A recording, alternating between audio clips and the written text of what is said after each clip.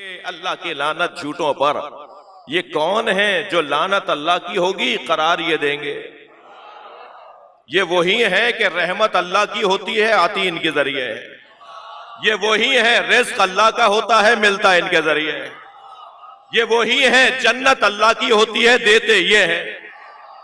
ये वही है लानत अल्लाह की होती है, आती अहले बैत के जरिए। इसी ही को तो वास्ता फैज कहा जाता है, जो अल्लाह की चीजों को बंदों तक पहुंचाए। चीज अल्लाह की है, मगर जो अल्लाह की चीजों को बंदों तक पहुंचाए उसे वास्ता फैज कहा जाता है। उसे मैं लफ्ज बदल के कहूं तो वसीला कहा जाता है। अगर मेरे बच्चों, जवानों, आपके दोस्तों में, अहबाब में कोई बराबर में बैठने वाला और साथ में खड़े होकर सलूट मारने वाला कभी आपसे वक्फे के दरमियान पूछे कि तुम वसीले को क्यों मानते हो, तो उन्हें कुरान की ये सारी आयतें सुना देना कि जिसमें अल्लाह किसी के जरिए से अता करता है। अल्लाह अगर किसी के जरिए से अता करता है तो वसीला और किसे कहा जाता है? वसीला, आइए इधर आइए, वसीला दो तरफ से वाबस्ता को कहा जाता है, जिसका ताल्लुक यहां से भी हो और वहां से भी हो, उसे वसीला कहा जाता है। जो सिर्फ यहां वाला हो उसे वसीला नहीं कहा जाता, जो सिर्फ वहां वाला हो उसे वसीला नहीं कहा जाता। भाई, आप इस इमारत की छत पर अगर जाने लगेंगे तो एक जीने की जरूरत पड़ेगी ना। वो जीना पुख्ता बना हुआ हो या जीना वो आरजी बना हुआ हो, मगर जीना की जरूरत पड़ेगी कि अगर आप बुलंदी पर जाएंगे या बुलंदी से नीचे आएंगे। जीना कहते ही उसे हैं जो यहां से भी जुड़ा हुआ हो और वहां से भी जुड़ा हुआ हो, यानी जो जमीन से भी टिका हुआ हो और वो छत से भी जुड़ा हुआ हो। जो दो तरफों से जुड़ा हुआ हो उसे वसीला कहा जाता है। जो यहां से जुड़ा हुआ हो तो उसे बशर कहा जाए, वो वहां से जुड़ा हुआ हो तो उसे नूर कहा जाए। तो हमें एक ऐसा वजूद चाहिए जो नूर भी हो और बशर भी हो। बशर होना इसलिए जरूरी है ताकि हमारे एहसासात समझ सके, और नूर होना इसलिए जरूरी है ताकि अल्लाह तक जाकर बात पहुंचा सके।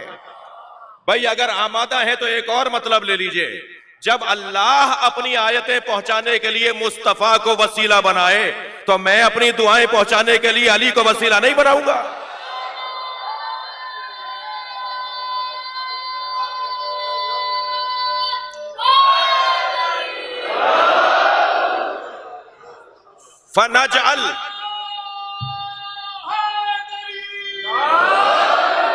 फनजअल लानतल्लाहि अलल कातिबीन, फिर हम अल्लाह की लानत करार देंगे उन पर कि जो झूठे होंगे।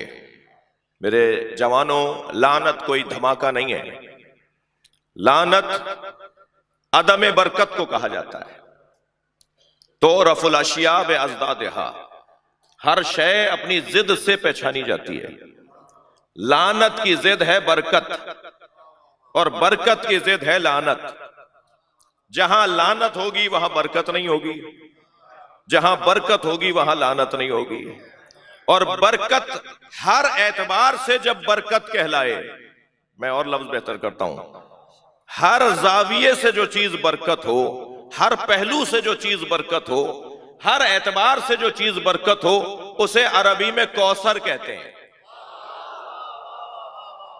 कौसर यानी खैर कसीर, कौसर यानी बरकत ही बरकत, यानी जिसकी नस्लों को मारा गया हो, आज सबसे ज्यादा उसी फातिमा का एहतराम होता है, इसे बरकत कहा जाता है। जिसके खानवादों को खत्म किया गया हो, जिससे मंसूब लोगों को दीवारों में चुना गया हो, जिससे मंसूब लोगों के खून से गारे बनाकर इमारतें बनाई गई हो, आज सबसे ज्यादा जिक्र किसका है?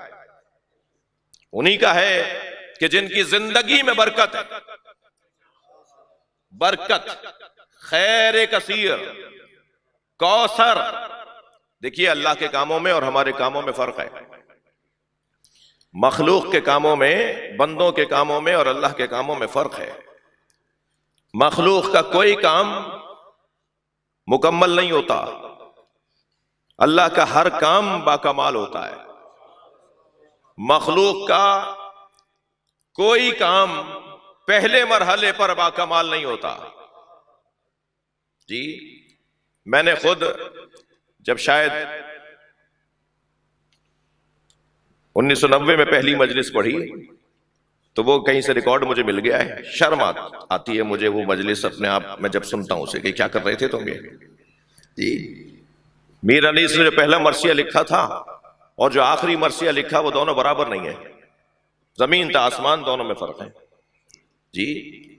मसलन सादिक़ैन ने जो पहली मुसव्वरी की और आखिरी मुसव्वरी की वो दोनों बराबर नहीं है।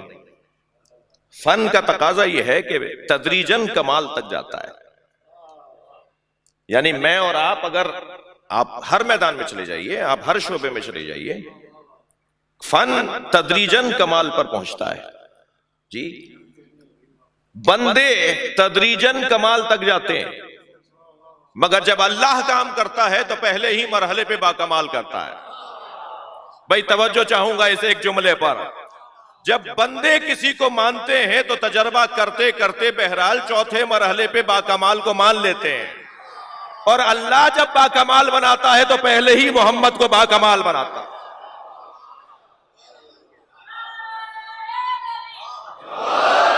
पहली मखलूक सरकारे दो जहां की है अल्लाह की।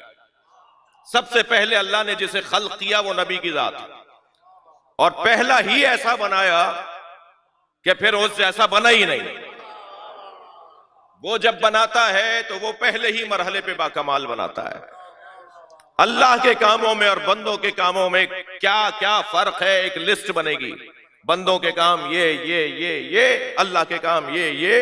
इन सारी फहरिस्तों को, इन सारी रदीफ को अगर मैं एक जुमले में कहूं तो बंदों के काम, तवज्जो इस जुमले पर, अहले दिक्कत से तवज्जो चाहूंगा, बंदों के काम अबतर कहलाते हैं, अल्लाह का काम कौसर कहलाता है।